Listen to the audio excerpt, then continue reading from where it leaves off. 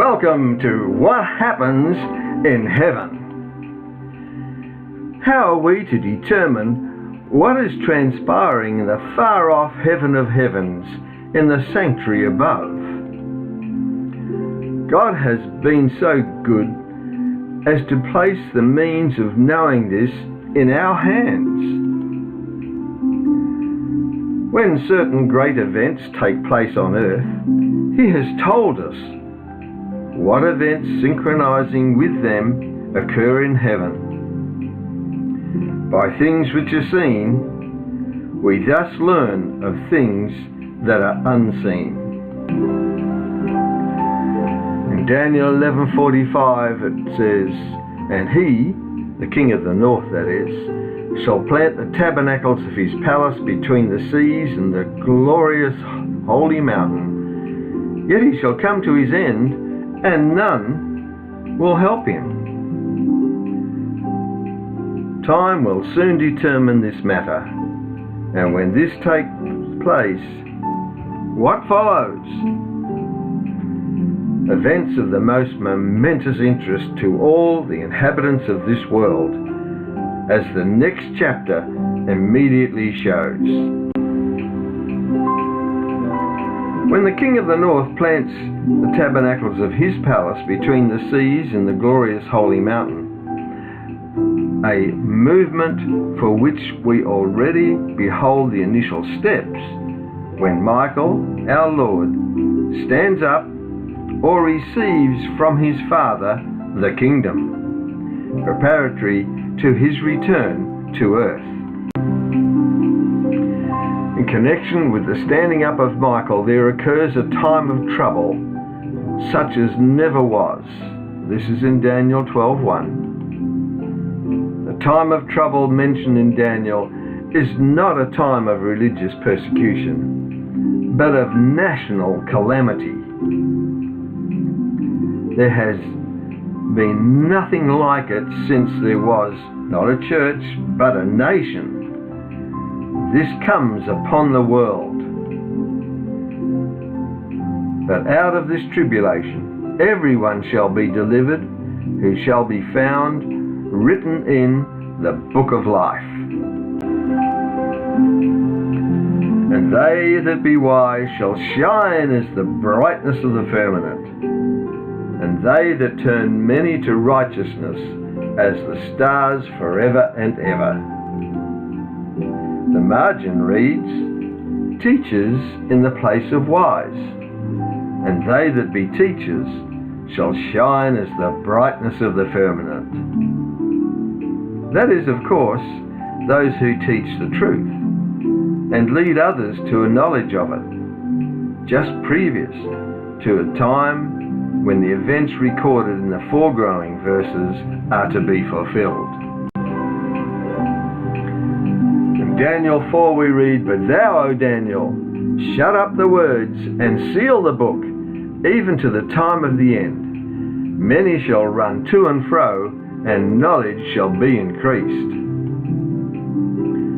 The words and book here are spoken of doubtless refer to the things which have been revealed to Daniel in this prophecy.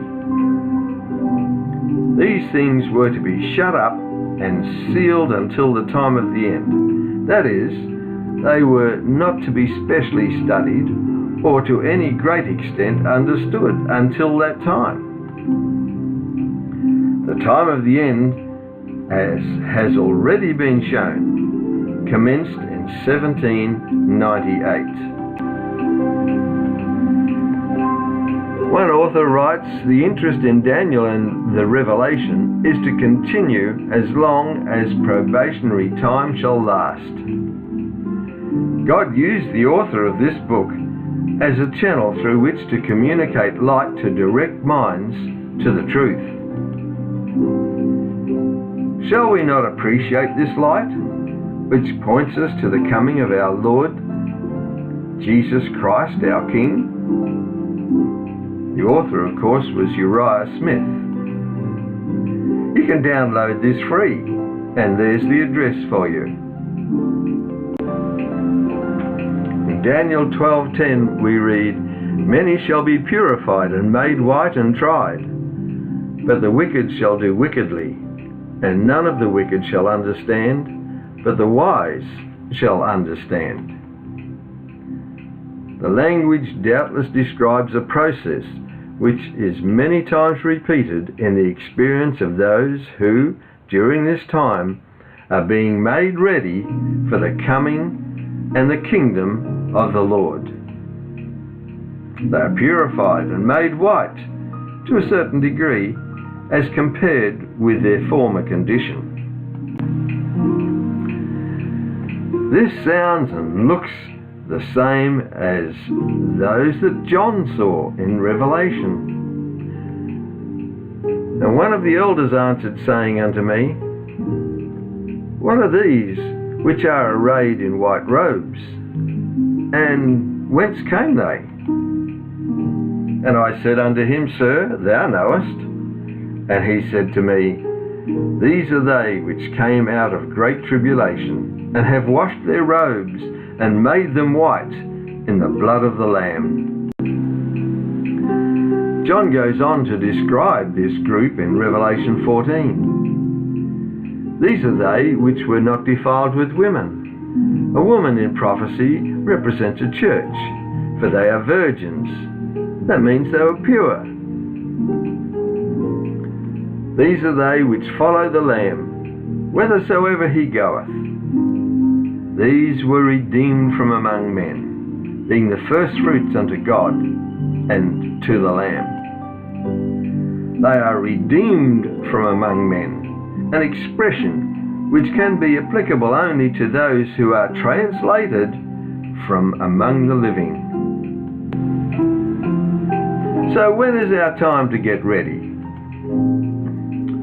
Paul tells us, For he hath made him to be sin for us, who knew no sin, that we might be made the righteousness of God in him.